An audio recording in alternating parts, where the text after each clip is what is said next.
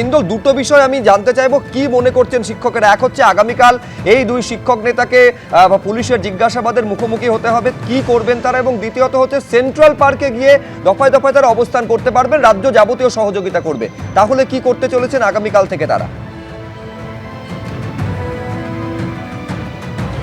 একেবারে দেখো, শিক্ষক শিক্ষিকাদের একাংশ তারা যেটা বলছেন যে কোনো শিক্ষককেই কড়া পদক্ষেপ তাদের বিরুদ্ধে নেই, পুলিশ প্রশাসন তেমনটা তারা চাইছেন না, কেন তারা এখানে আন্দোলন করতে এসেছেন এবং তাদের দাবি যে তারা শান্তিপূর্ণ আন্দোলন করছেন। এবং তারা যেটা বলছেন যে দুজন শিক্ষক নেতাকে আগামীকাল ডাকা হয়েছে এবং যাদের বিরুদ্ধে পুলিশ কোনো কড়া ব্যবস্থা গ্রহণ করতে পারবে না, কলকাতা হাইকোর্ট যেটা বক্তব্যে জানিয়েছে, সেক্ষেত্রে কিন্তু তারা বলছেন যে সঠিক সিদ্ধান্ত এবং সেক্ষেত্রে কোনো শিক্ষকের ক্ষেত্রে এটা প্রযোজ্য যাতে না হয় সেই বিষয়টা দেখান।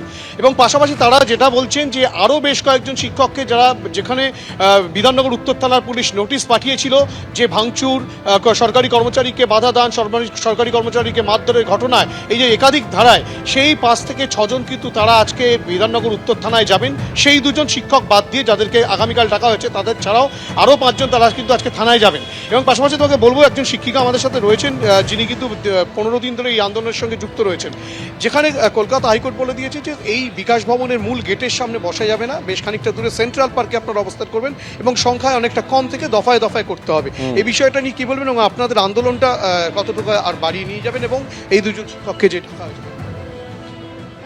একটা কথা বলি, যদি ন প্রণয়ে রাজা দণ্ডান দণ্ডে সুসর্বিত স্কুলে মৎসা নিবা পক্ষান দুর্বান বলবত্তরা।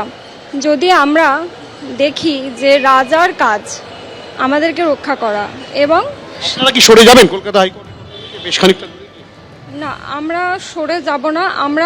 আমরা চাই উনি আমাদের পিতা মাতা, সরকার আমাদের পিতা মাতা। আমরা শান্তিপূর্ণভাবে এই সরকারের সহযোগিতা প্রার্থনা করি এবং এই সরকারের সঙ্গে থেকেই আমরা আমাদের চাকরিটা ফেরত পেতে চাই।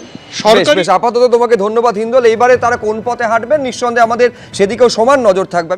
আমরা চাই না যে যারা শিক্ষাকর্মীরা আছেন তাদের বিরুদ্ধে কড়া পদক্ষেপ নেওয়া হোক, কারণ কোনো রকম এরকম অহিংস আন্দোলনে আমরা ছিলাম, হিংসাত্মক কিছু ঘটানো তেমন হয়নি, ধ্বংসাত্মক তেমন কিছু হয়নি। আমাদের মঞ্চ বা আমরা সংগঠন হিসাবে কোনো রকম হিংসাকে আমরা প্রশ্রয় দিই না।